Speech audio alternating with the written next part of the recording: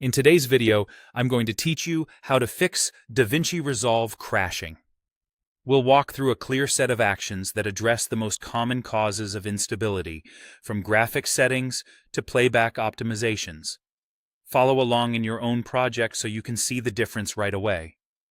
Start by launching DaVinci Resolve from your desktop and opening an existing project.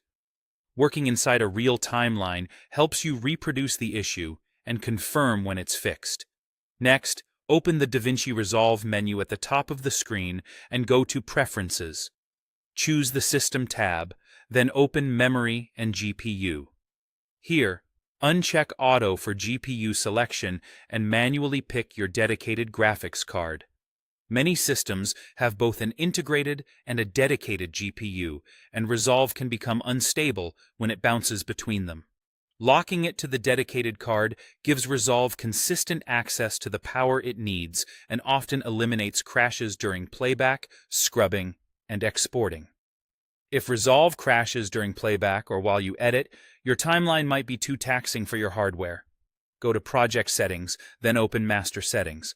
Lower the timeline resolution temporarily while you work. For example, switch from 4K to 1080p. This reduces the processing load dramatically and keeps your editing smooth. You can switch it back to your original resolution before the final export, so your output quality stays exactly where you want it. Random crashes can also come from corrupted render cache files. Head to the Playback menu and choose Delete Render Cache, then select All. This clears temporary renders that Resolve uses to speed things up. You're not deleting your original media or your edits, just the cached files. Resolve will rebuild what it needs as you continue editing. To make high-resolution footage easier to handle, right-click your high-resolution media and choose Proxy Media, then click Generate Proxy Media.